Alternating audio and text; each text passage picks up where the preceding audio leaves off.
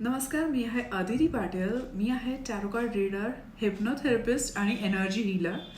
तर एका क्लायंटची केस स्टडी बघत असताना, अभ्यास करत असताना आणि काही जे कन्सेप्ट आहेत जसं फॅमिली कॉन्स्टलेशन, तर अनरिक्विटेड लव्ह म्हणजे असं प्रेम जे तुम्हाला कधीच मिळणार नाही, एकतर्फी प्रेम जे समोरचा व्यक्ती तुम्हाला कधीच हो म्हणणार नाहीये, होकार देणार नाहीये किंवा एक्सेप्ट करणार नाहीये किंवा कधीच येऊन म्हणणार नाही की आय लव्ह यू टू.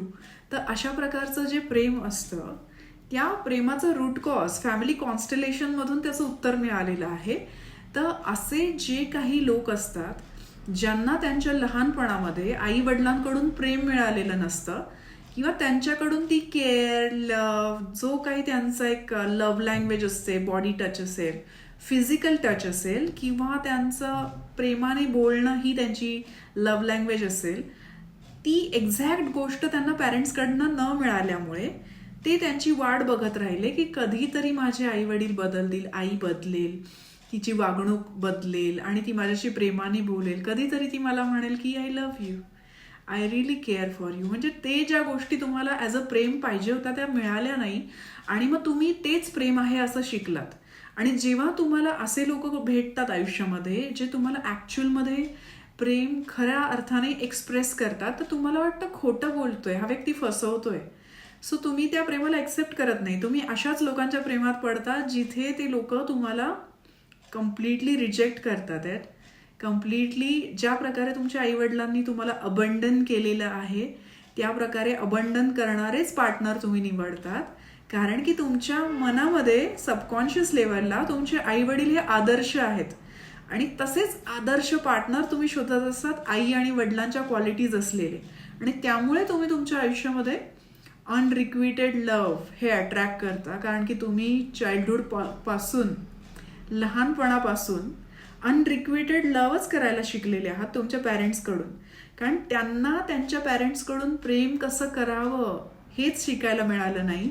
त्यामुळे त्यांनी तुमचं पॅरेंटिंग ज्या प्रकारे जमतंय तसं केलं आणि त्यातून तुम्हाला हे शिकायला मिळालं की अबंडनमेंटच्या ज्या तुमच्या ट्रॉमा असतील, ज्या पण तुमच्या वुंड्स असतील, इमोशनल वुंड्स, त्या पद्धतीने डिसिप्लिनने तुम्हाला वागवलं. प्रेम म्हणजे डिसिप्लिन असं जर तुम्ही शिकला असाल तर तुम्ही सुद्धा तुमच्या पार्टनरसोबत तसेच टॉक्सिक ट्रेट्स घेऊन वागतात. म्हणजे काही लोक घोस्टिंग करतात, ब्रेड क्रम्पिंग करतात, कारण की त्यांच्या पॅरेंट्सनी तसंच ब्रेड क्रम्पिंग केले, वेळ दिलेला नसतो मुलांना. पॅरेंट्सनी तितका वेळ दिलेला नसतो जसं जुन्या काळातले आई वडील प्रेम, वेळ, सगळं काही क्वालिटी टाईम सगळं काही देत होते, तसा वेळ दिलेला नसतो. आणि मग तेच ही मुलं शिकतात, म्हणून ते टॉक्सिक ॲक्ट करतात, म्हणून ते ब्रेड क्रम्बिंग करतात, म्हणून त्या सगळ्या गोष्टी ते करायला शिकतात आणि ते प्रेमाला तितकं महत्त्व देत नाही. ते अबंडन करतात. जो व्यक्ती खूप जास्त प्रेम करतोय, खूप जास्त एक्सप्रेस करतोय, जी एक प्रेमाची खरी व्याख्या आहे ती करतो, ते त्यांना डायजेस्टच होत नाही, ते एक्सेप्ट नाही करत. त्यांना असाच पार्टनर पाहिजे जो त्यांना रिजेक्ट करेल, जो त्यांना कुत्र्यासारखं किंवा गार्बेज ट्रीटमेंट देईल. कारण गार्बेज ट्रीटमेंट कुठून मिळाली आहे? आई वडिलांकडून गार्बेज ट्रीटमेंट मिळाली आहे, कचऱ्यासारखं वागवलेलं आहे.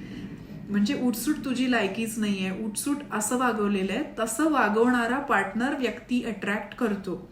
याच्यावर सोल्युशन काय आहे? तर हे रिअलायझेशन होणं हेच सगळ्यात मोठं सोल्युशन आहे. की त्या व्यक्तीला या गोष्टीचं रिअलायझेशन होणं की आपले असे पॅरेंट्स होते, असे आपल्याशी वागले, आता मी स्वतःच्या इनर चाइल्डला स्वतः पॉझिटिव्ह पॅरेंटिंग करून बदलेन आणि मग मी त्या प्रेमाच्या लायक बनेन किंवा समोरचा व्यक्ती जो माझ्यावर प्रेम करतोय त्याच्याशी मी मिळवून जुळवून घेईल. अशा प्रकारे स्वतःचं पॅरेंटिंग करणं, self parenting, inner child healing करणं, हे त्याच्यावरचे सोल्युशन्स आहेत.